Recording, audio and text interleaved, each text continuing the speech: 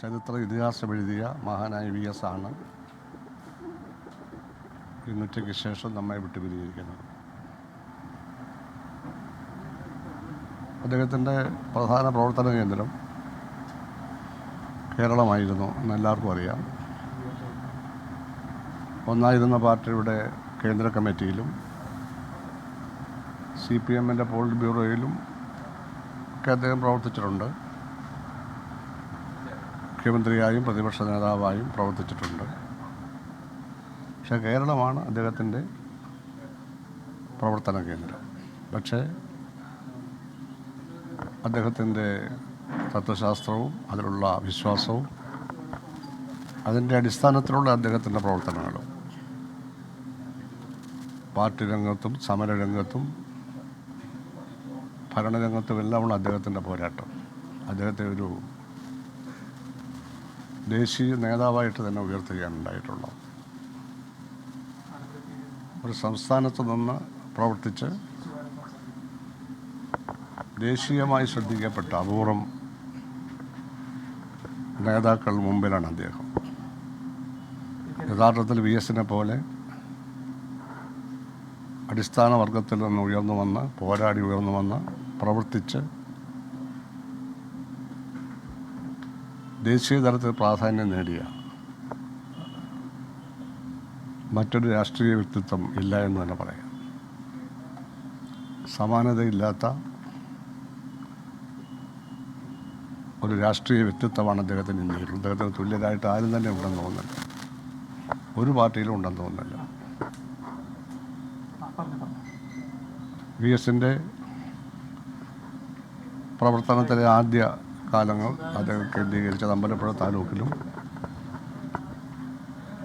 അടിമകളെപ്പോലെ കഴിഞ്ഞിരുന്ന കർഷക തൊഴിലാളികളെ ഉണർത്തുന്നതിന് വേണ്ടിയുള്ള കുട്ടനാടൻ ഗ്രാമങ്ങളിലുമായിരുന്നു.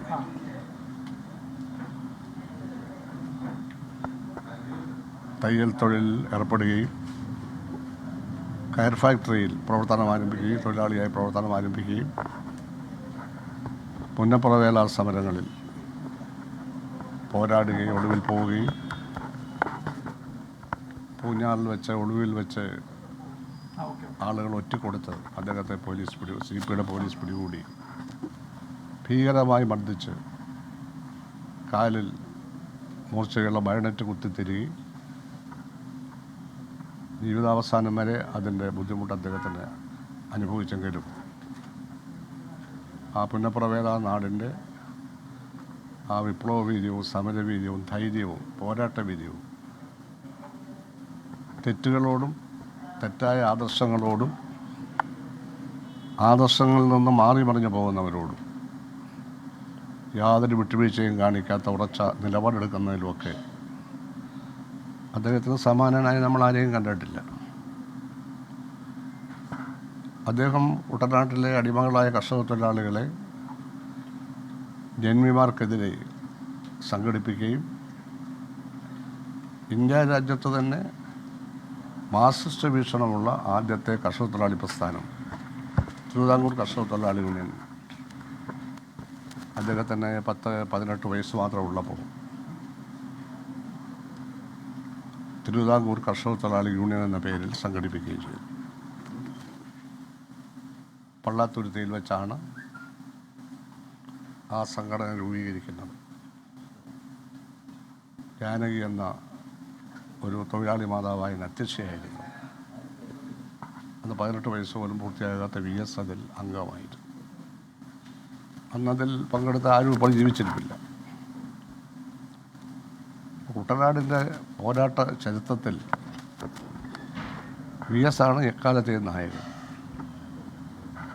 പിന്നീട് വന്ന മാറ്റങ്ങൾ അറിയാം. ഭൂമി എല്ലാവർക്കും കൊടുത്തു, കുടികിടപ്പ് എല്ലാവർക്കും കൊടുത്തു, കേരളം മൊത്തം കൊടുത്തു. കുട്ടനാട്ടിൽ പ്രത്യേകിച്ച് കുട്ടനാട്ടിൽ സമരവീര്യമാർന്ന ഒരു കാർഷിക ജനതയെ അദ്ദേഹം വാർത്തെടുക്കുകയും